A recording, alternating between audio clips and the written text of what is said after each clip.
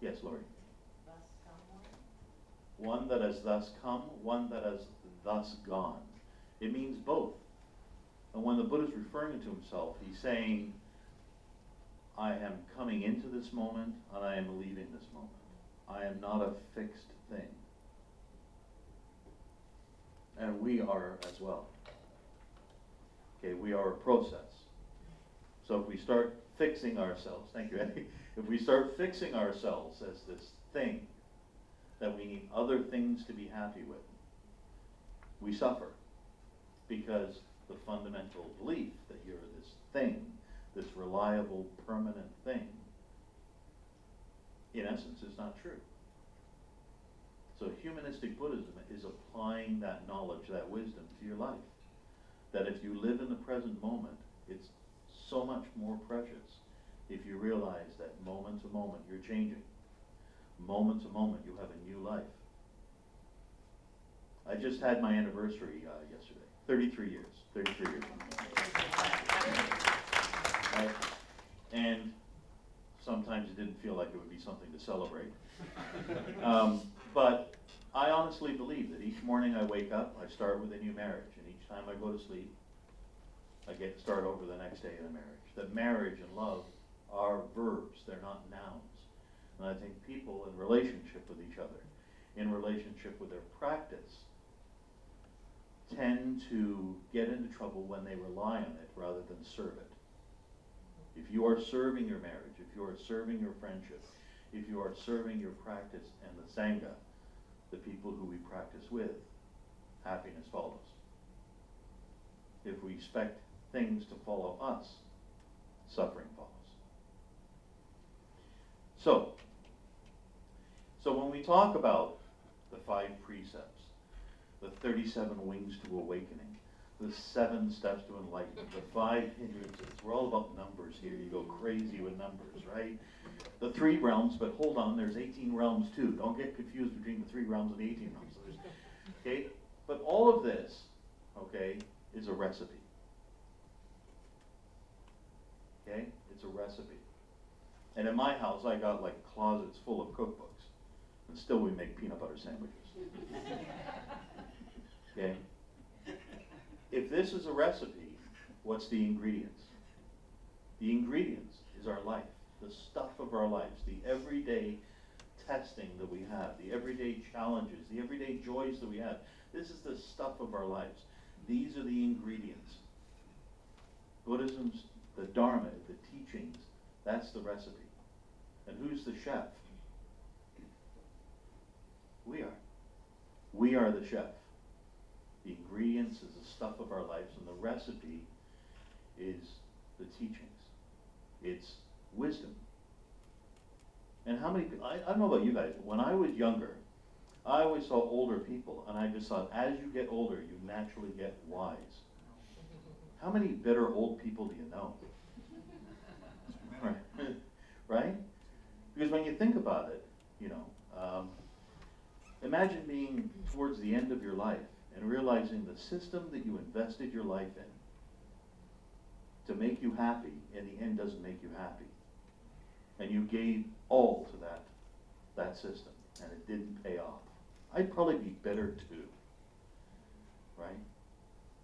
But it's if you're investing in your life to create wisdom, the rewards carry you through life as you put into it. So when you get a handout, take the time to read it. The other thing that stress of human Buddhism, the thing that it talks about, is transforming challenges in your life. So if we see life as people who are challenging you, people who are making you suffer, the irritating person, the boss at work, my nagging spouse, my demanding children, we're always victims. I don't know about you, but I don't want to be a victim. And in the Dhammapada, it speaks to this. Right, Laurie? Yes. Do you have a microphone? No, but it's okay, I can find it. That's okay.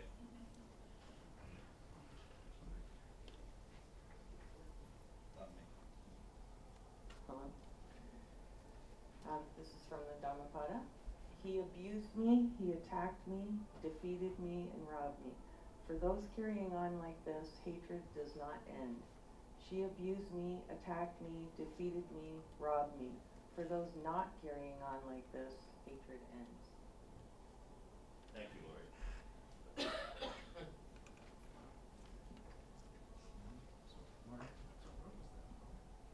The Dhammapada.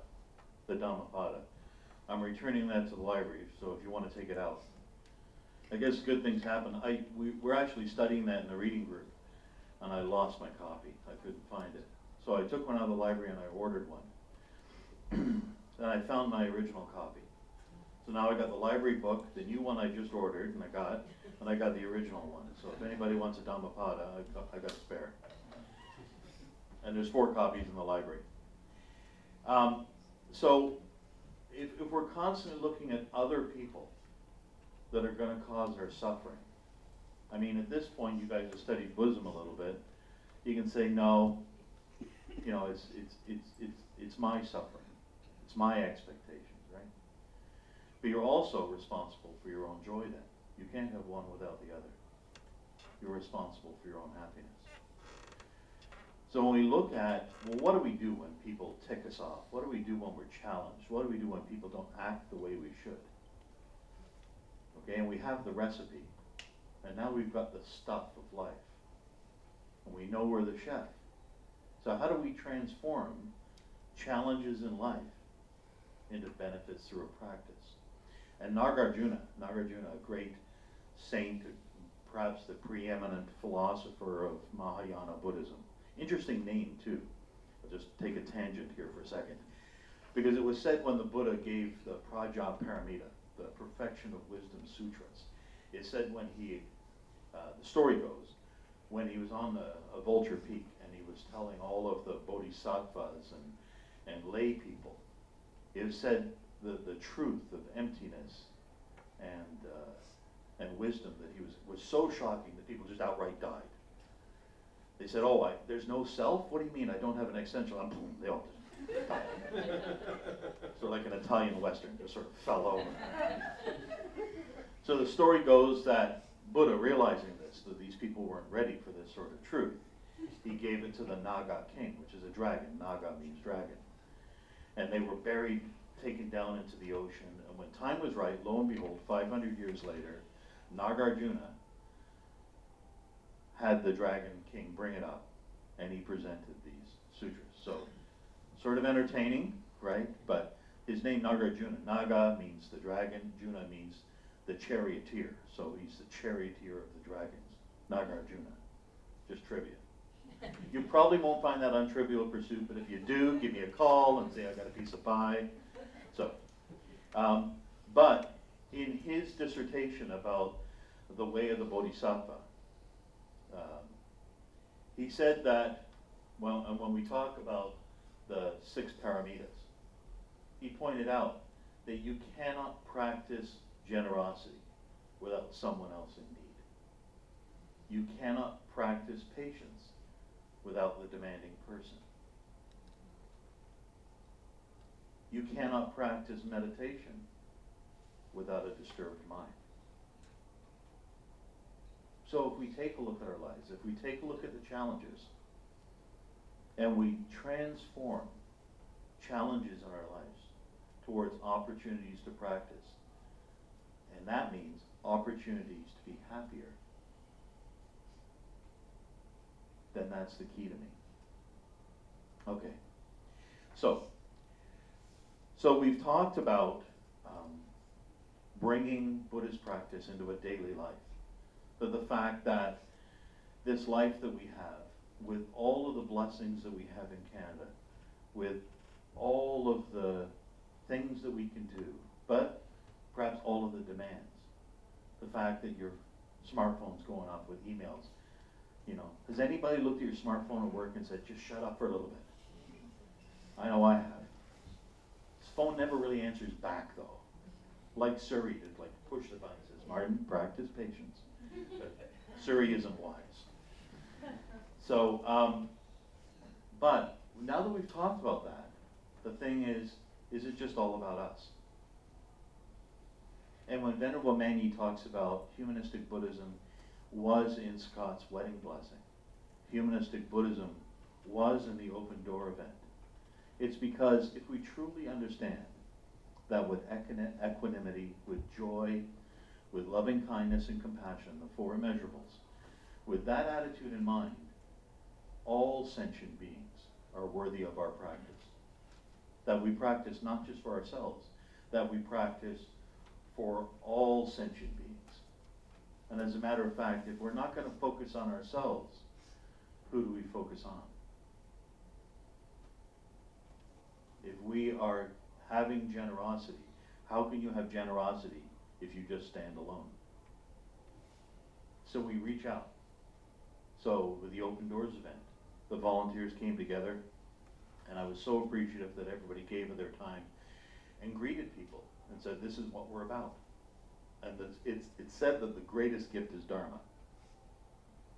The greatest gift is to give someone the tools so they can be happy. I can think of no better gift. I really can't.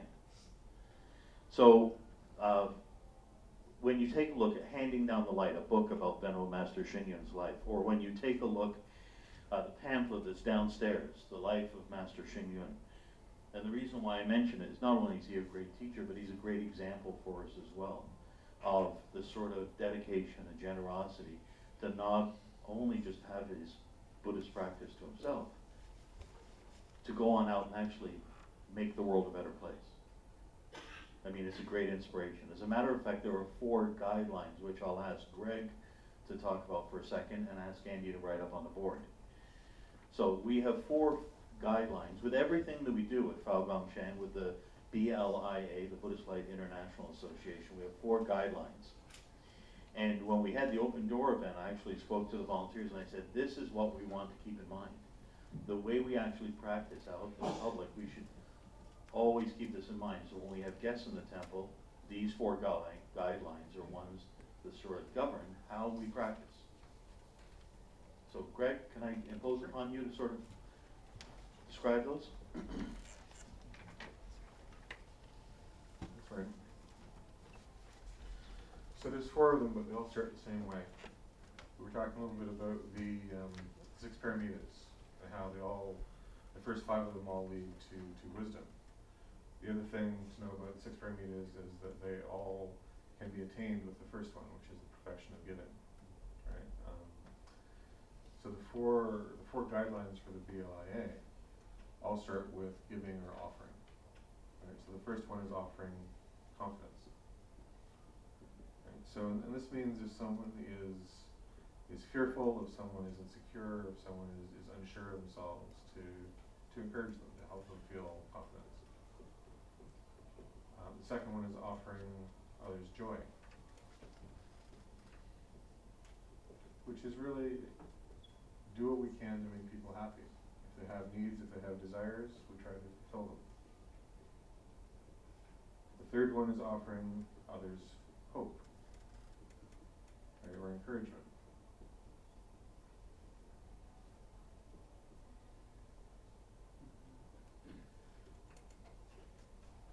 And then the last one is offering others convenience.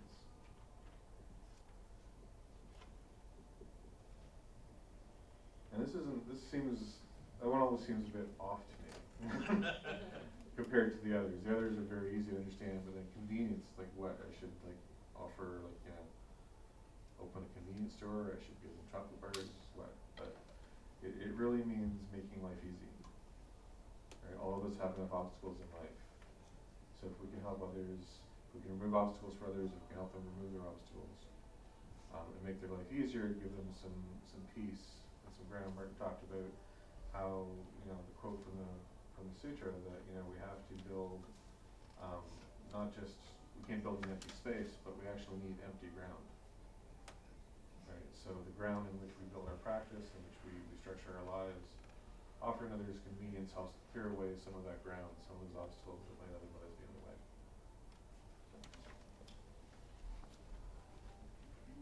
Thank you so much. So in the end, when we talk about humanistic Buddhism, which another name I've heard for it is engaged Buddhism. So it's not only just applied to our life, it's not a highfalutin philosophy, it's practical. It has a reason, it has a purpose. It's worthy of a vow, it's worthy of faith, it's worthy of practice. But taking that out and helping those around you. Caroline on Wednesday night's class, Caroline's not here. Caroline was asked, oh, sorry, there you are. See, emptiness, no self. Where are you? Sorry. I know. No mind, I'm having no mind right now. Caroline actually was talking about the difference in Buddhism made in her life. And one of the things she said is, you know, it sort of works for me, but she also said, to her surprise, I think, that it's working for those around her. And you will come into contact with people who you will say, well, you know, you should be compassionate towards that person. What the heck? What are you talking about, compassion? They kick them in the ass, and, you know. But I think that it comes to the question, for those who aren't on the same road of choices, and I don't like to talk about the path too much, okay, because the path doesn't exist. The path is what you practice here and now. Because so where do you have to practice? Where can you practice? Here. And when can you practice? Now. There's no other place. There's no other time. So if we have that, if we're going to be engaged about it, we have to be able to apply that out into the world. We have to be able to reach out to people. And when you're dealing with people who aren't on that same practice, who aren't making those choices based on wisdom, but rather on indulgence, rather than on desire, or oppositionally towards asceticism, if nothing else, you act as an option. You act as a choice. When people are saying how much they hate each other, you say, this is how much I love this person. This is the things I like. And actually, I'll do this and we'll start with discussion, I promise. One last thing. I was listening to a talk about Ajahn Brahm, who's a great Western Dharma teacher. And he was talking about a story that a person told him that in elementary school, there was a classroom and a teacher, and there were disputes, and the kids were always fighting and scrapping and everything. And she broke up the kids and said, okay, take a piece of paper, write down everything you hate about your enemy. So the kids did that. Everything they hated about this goof that was bugging them. And then she said, okay, now fold it in half, and the other half of the paper, I want you to write down everything you like and respect and love about your enemy. The kids sort of, okay, fine, so they did it, and they wrote it down. And they said, you have to write down what you respect, what you like about that person. And then she said, now tear the paper in half, and the side that has everything you hate about that person, I want you to throw it in the garbage. And go over to your enemy and give them the section of the paper that listed what you loved, what you respected, what you liked about them. So we fast forward now to many years in the future, and it's one of the students has died. And people are standing around at the funeral, and they are with the wife, and she's talking about her husband and how what a good person he was. But whenever he was challenged, whenever he felt stressed, and when he needed to be a better person, he would always pull out this scrap of paper, well worn, barely legible, about all the things that an enemy of his loved, that liked, and it encouraged him and enabled him to apply that sort of compassion to those around him. And it's a small town where this happened, and lo and behold, there were a number of people who were at the funeral who were in the class, and they all pulled out their piece of paper that was given to them by someone who saw something good in them, and they were able to apply that. So what I would say is, look at your life in terms of, are you choosing to be happy by practicing wisdom in your life? And if you are, then share it with people apply that practice, and most of all, be an example to everyone else about the best person you can be. Okay. So, didn't get anybody to cry. Sorry about that. Okay. So, what I'd like to do is I'd like to break up. I've asked Greg and Lori and Andrew to help me lead discussion, and Caroline, to help out and lead discussion as well. And for the other facilitators are here, if you could sort of join the group. So I'd like to break into 4 groups. And we have 4 questions. Now, someone within the group has to have the 4 questions, and I'll quickly read them off now. So if you could sort of gather, I know, so maybe Andy you can take here, and Lori you can take there, and Greg you can take there, and Caroline you can take there. So here are the 4 questions. How does service to others bring us happiness?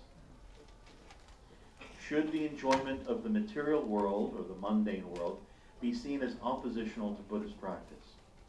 3rd question, if humanistic engaged in Buddhist practice is the way to go, then why sit alone in meditation? And the 4th question is, can't my suffering be someone else's fault?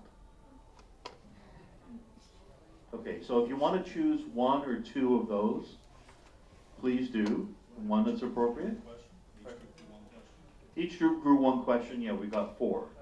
So let's not try and do the same one. So maybe this group here, let's give everybody a challenge. Maybe this group can do number 1, number 2, number 3 question, number 4 question. Okay, Caroline, you get number 4. Okay, so we're at 12:05 now. Let's 15 minutes. 15 minutes, then a quick summary, and please choose someone to summarize your discussion. Please choose someone to summarize your discussion.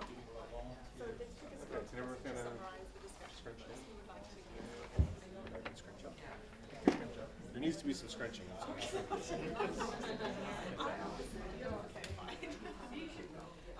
let me challenge you guys a bit. Because in Humanistic Buddhism we say that the way to progress is actually to engage with others, engage in human activity, engage with others. And that's actually how the best way to progress, like we were talking about, like, applying what you learn. And if you don't do that, then you don't go anywhere. So in all of your answers, there's kind of this idea that, like, well, before I can actually progress. Very subtle, very subtle, very subtle. Okay. So I think there is a appetite for group discussions. I myself am going to have lunch, and I will be downstairs. If there's any, if you'd like to ask any other questions, I'd just like to mention that first. I would encourage everybody to feel free to continue the discussion. And we will try and do more and more time in group discussions. But again, I think the rewards that you get out of the group discussions are magnified and multiplied by the more you consider the material before you come to class. So I'm trying to beat a dead horse here. But anyway, so Andy's group, if you could just make sure the microphone gets passed around. And believe it or not, 2 or 3 minutes max. Then I'll start playing music like an award show. Okay. Okay, so our group had the first question, how does service to others bring us happiness? And so we had a really good discussion about, I'll try to sum this up very nicely, but so just the first part about, the Buddhist practice, what came up earlier, when you're practicing, makes other people around you happy. So it's sort of, it's a cycle of when you're making others happy, you're happier, and so there's a positive, change to others part of it. And then there was discussion about, the following the 4 guidelines that we talked about, and also, offering service without expectation and any return. And we also talked about, the example of doing something kind, buying a coffee, opening a door, offering a smile. So at that moment in time, you might be planting a seed that later on, when conditions are right, you don't know the impact that you've had on that individual or those individuals, and that what they might, take that as a positive change and reflect on that. So we also talked about different ways of sharing. So it's not just about the money. It's not just the monetary goods. It's about your energy, your ideas, your time, etc. And so we also talked about like the mundane part of where someone's side, as when you bring happiness to someone, brings you happiness in return. But the other part, which we talked about earlier, is that you're seeing that person as them giving you an opportunity to practice. So, if someone is letting you to allow practice patience, etc.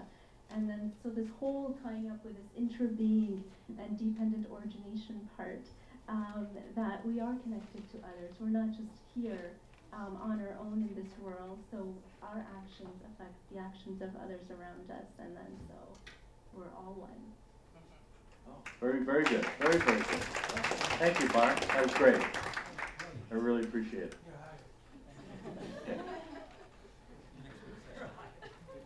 Hi, we're in group 2, and group 2's question is, should the enjoyment of the material world be seen as a oppositional to a Buddhist practice? And in our group, we discussed about Buddha, the Buddha used to practice the ascetic way, but then the middle way should be the chosen way. And also we have Barry talked about years ago, Venerable accept gifts of computers and things like that, but she uses that thing to help the students. Yeah, we can have the material enjoyment, but it depends on how we approach it, how we use it. The enjoyment, but we can have the enjoyment, but we use it with mindful. Don't totally attach to it, because if we attach to it, we'd be a slave to those things, and that shouldn't be that way. And we have another member over here say, do you want more money? People say yes, some people say they don't, no. But it's not a problem of do we want more money, it's a matter of do you have the virtue and the morality to handle it.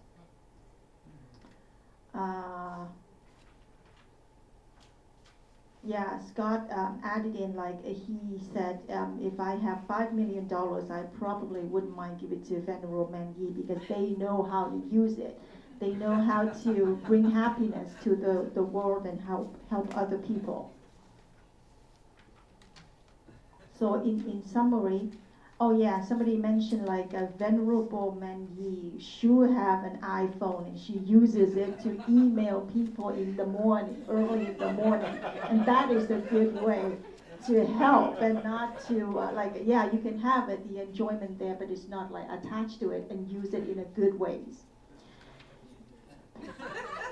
And who said it, Yeah, so in summary, it's, we can have the enjoyment of the material world, but use it mindfully, and it's not the enjoyment, it's how we use it, put it in a good way, and not to attach to it. Well done, very good, thank you. We pass the microphone over to the next group, please. Our group had the question, if humanistic Buddhism is the way to go, why sit alone in meditation? We first began with thoughts of, we have to help ourselves before we're any good to others. We have to be good to ourselves first. We also talked about emptying our mind of clutter, or we would take that clutter to other people. Then with a little prodding from Greg, Greg's good at prodding. Yeah, I was voluntold for this by him. With some prodding from Greg, we thought about, when we do go out to do good deeds, whether it be volunteering or something else for the temple or anything, how often do we sit before we go out? in meditation, and not too many of us in our group do. But that doesn't mean we shouldn't. It probably would be a good idea, and would be beneficial to ourselves and to the others to kind of get our mind ready for the task that we're about to take on, as well as after our volunteering or chore is complete. We talked about how many people sit and reflect afterwards, and I know for myself, I said that I tend to sit when things are bad. You know, if I have a bad day at work or something, I might do a walking meditation, or sit when I've got a lot of anger or resentment or something going on. But when I have a good experience, whether it be a volunteering experience, a chanting experience, I tend to not to. I don't. And, you know, we talked about we should. You know, we should reflect on that and look at what was good about it, what made it good, what made me feel good inside, what did I do, what didn't I do, to get that experience, because, I mean, we all want that experience all the time. And I think that's about it, unless someone else has something to add. Thank you, Scott. Thank you. And I think one of the other things too is I heard the saying once, and I think it's always useful, is the best gift you can give someone else is your best presence. You know, so when you're sitting, when you have individual practice, if you're doing it at least partially for those who you're going to be in relationship with later, I think it adds a new depth to your practice. You're not just doing it for you. Okay, so Caroline, who I rudely said wasn't here, now to counter the argument that you were here, you're here. And you spoke to me twice today. Spoke to you twice. Yes. So I talked about mindfulness.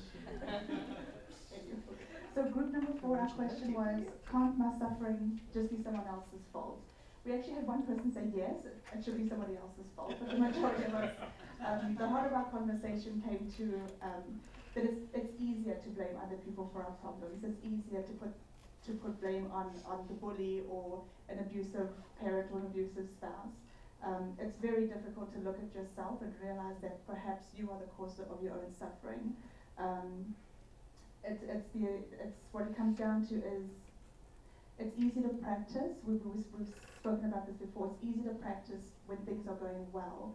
It's not so easy to practice when things aren't going well. And maybe we should take those opportunities where we perceive people who are causing us harm to put our practice into motion, to try and to not just learn about ourselves, but treat that person with loving kindness and compassion. So these are concepts that we learn in these Saturday morning classes, but maybe that's a perfect opportunity to actually put those into motion.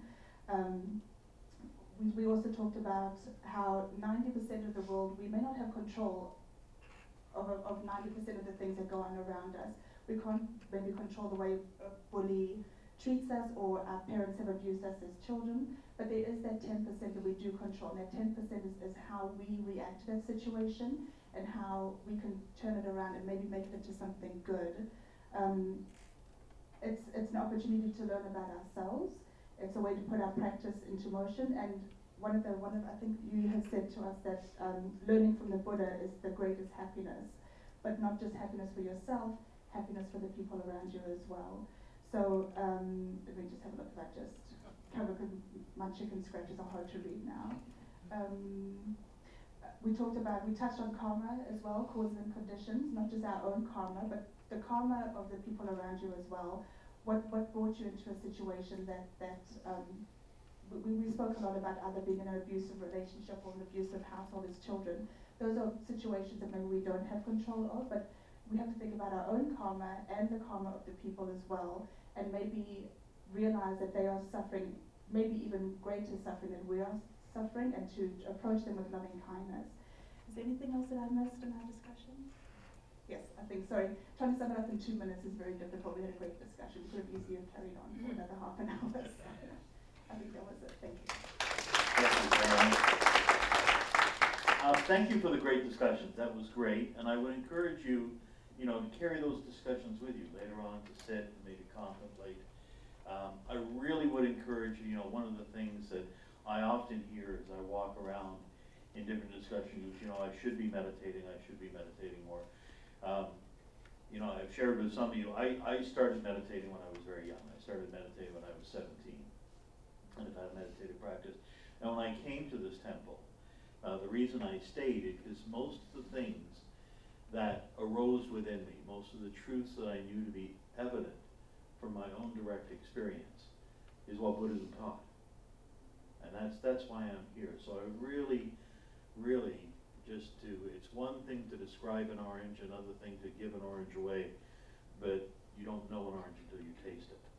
So that direct experience of meditation, I don't think should be undervalued. The other reason, just quickly on the fourth question, part of the reason why I wrote this is if, everybody sort of gets it now, like most people in this class have sort of studied Buddhism and sort of say, I know what the right answer, no, I'm responsible for myself, and, I know, check the box, multiple choice, I'm responsible. But I want you to consider the opposite, that you are responsible for everybody else's happiness. And when you look at it, you look at the world with the suffering that's in it, and you say, the world needs to change. So you're that change. If you're part of the world, if you change, if you want to make a forest all turn red, it starts with one tree at a time. So if you start the change with yourself, that world changes around you. So this is what reaches out. So when you talk about humanistic Buddhism, you're a human, but you're in a human world. So you change, the world changes too. So, having said that, I would ask Greg if I could stick the microphone in your face. I believe you're teaching the next class. Yes. Did you want to add anything or ask people to study an entire sutra, or what do you want to do? Yeah, just read everything. The class is actually not next week, it's the week after, because next week we're not here because of Thanksgiving weekend. So don't come here next weekend by mistake. If you want to come here on purpose, that's great. And as Sifu says, be kind to the turkey. Be kind What to did the that turkey ever do to you? Yes. But so there will be a handout that will come out the Wednesday before the class, which is on the 19th. So I encourage once you get that to read it. In the meantime, consider one question. Try to formulate it. What is the question? Emptiness? Yeah, sure. How do you know whether or not something is true? Okay. That's all? Okay, great. So, again, we're only 5 minutes. I think that clock's 2 minutes fast. So, we'll stop now. I thank you very much for your time. I thank you for your participation. Thank you. And I honestly, I learn more in preparing for these classes, but I learn more by having these discussions with you guys as well. So, thank you so much for your time, and thank you for the opportunity, Ben. Thank you, Martin. Make sure next Saturday is no class, but you are welcome to visit the temples and walk around. And I will send out the handout to you as soon as I get it from Greg. But anyway, what is your topic, Greg? Dependent origination? Oh, free Dhamma. Read the chapters on free Dhamma when you get home from the core teachings. Yes. And also reread the chapter on Humanistic Buddhism, which is very important. That's why you're here. That's why you study Buddhist teaching. And try to contemplate the chapter. That's the most important thing. The small pamphlet from the printers.com. I highly recommend you reread it again. If you don't have a chance, read that and read twice. If you already read once, you only have to read once. Okay?